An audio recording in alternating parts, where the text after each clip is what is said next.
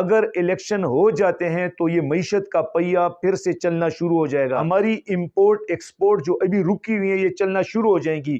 Foreign reserves کو واپس اپنی جگہ پر لانے کا حل یہ ہے. الرحمن الرحیم.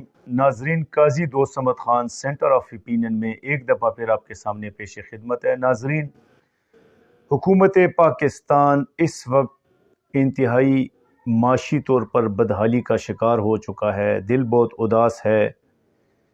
کس طرح حکومت ڈیفالٹ کی طرف جا رہا ہے، اس ڈیفالٹ کے پیچھے کن طاقتوں کا، کن حکومتوں کا، کن لوگوں کا ہاتھ ہے، ان کو سزا اور جزا کے عمل سے گزرنا چاہیے یا نہیں گزرنا چاہیے. ناظرین، ہم یہ کہتے ہیں کہ جب عمران خان کی حکومت چل رہی تھی، معاشی طور پر حالات بہتری کی طرف جا رہے تھے، تو کن طاقتوں نے رجیم چینج کے ذریعے ایک چلتی ہوئی حکومت کو، ایک چلتی ہوئی معیشت کو ڈی ریل کر کے اس کو ہٹا کر ایک تجربہ کار لوگوں کی ٹیم لے کر آئے. معاشی طور پر تجربہ کار لوگوں کی ٹیم لے کر آئے. عمران خان کہتا ہے کہ میں فورن ریزرو جو ہے وہ 22 ارب ڈالر چھوڑ کر گیا ہوں، لیکن چلیں دوسری طرف ان کی مان لیتے ہیں. وہ کہتے ہیں کہ 19.4 ارب فورن ریزروز ہیں. 19.4 بھی نہیں ہیں،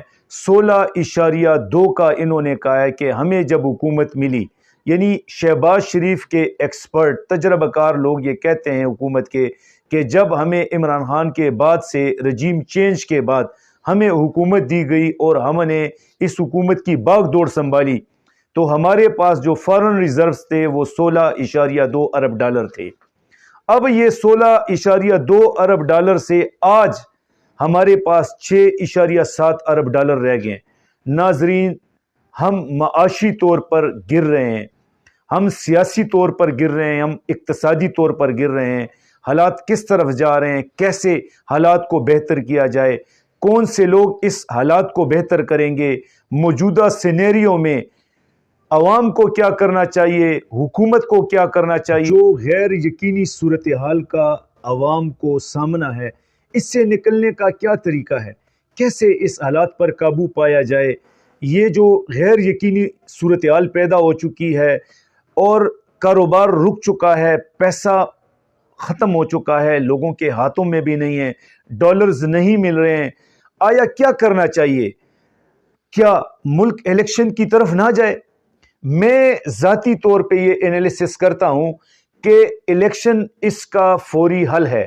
اگر الیکشن ہوتا ہے، چاہے جو بھی جماعت آئے، جماعت اسلامی آئے، جمعیت علماء اسلام آئے، پیپلز پارٹی آئے، مسلم لیگ نون آئے، تحریک انصاف کی حکومت آئے، جو بھی حکومت آئے گی وہ اس حالات پر قابو پا لے گی.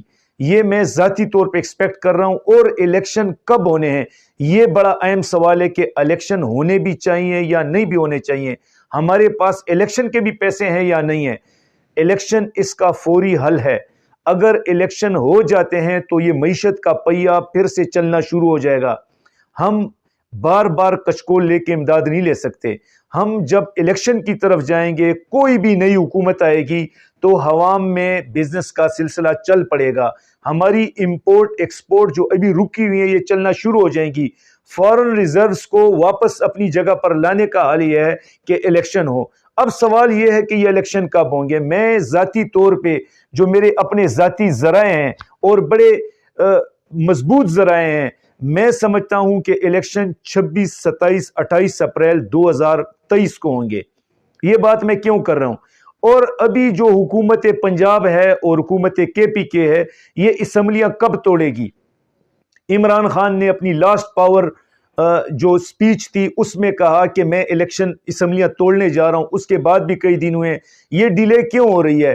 میں آپ کو آج یہ پریڈکٹ کرتا ہوں، آپ کو یہ بتا دینا چاہتا ہوں کہ الیکشن 26، 27، 28 اپریل 2023 کو ہونے ہیں اور یہ اسمبلیاں بھی ریزالو ہوں گی. لیکن جب الیکشن میں 90 دن کا ٹائم رہ جائے گا، 80، 85، 90، 100 دن کا ٹائم رہ جائے گا تو یہ اسمبلیاں ڈیزالوز ہو جائیں گی. اب یہ دیکھیں کہ اس اپریل کے ٹائم تک اور ابھی اس کے درمیان ٹائم کتنا ہے. یہ الیکشن مئی کے پہلے ہفتے میں بھی جا سکتا ہے، یہ بھی کوئی اتنی بڑی بات نہیں ہے، لیکن الیکشن وقت سے پہلے ہونے ہیں. اور اگر الیکشن وقت سے پہلے نہیں ہوئے اور یہ حالات ایسے رہیں تو ملک کا دیوالیہ ہو جائے گا. ملک دیوالیہ پن کی طرف جا رہا ہے. اس سے بچنے کے لیے عوام کو، حکومت کو، مقتدر اداروں کو اور ہم سب کو مل بیٹھ کر الیکشن کی طرف جانا چاہیے. ملک ایک پرامن الیکشن اور ایک صاف شفاف الیکشن چاہتی ہے. الیکشن کے ذریعے سے ہم پوری دنیا میں اپنا کھویا ہوا وقار اور جو ابھی معاشی صورتحال سے اس سے بچنا ہے تو ہمیں الیکشن میں جانا چاہیے. ناظرین، کیا آپ بھی وہی سوچ رہے ہیں جو میں سوچ رہا ہوں؟ کیا آپ کا بھی وہی سوال ہے جو میرا سوال ہے کہ کیسے ایک چلتی ہوئی معیشت کو روک کر رجیم چینج کے ذریعے سے ہم پر نااہل اور نکمے لوگوں کو مسلط کیا گیا؟ کیوں ارشد شریف کی آواز کو عمر بھر کے لیے خاموش کرا دیا گیا؟ کیوں عمران خان پر عالم اسلام کے ایک بڑے لیڈر پر فائرنگ کر کے اس کو عمر بھر اس کی آواز کو دبانے کی کوشش کی گئی؟ یہ سوال میرا بھی ہے، یہ آپ کا بھی ہے.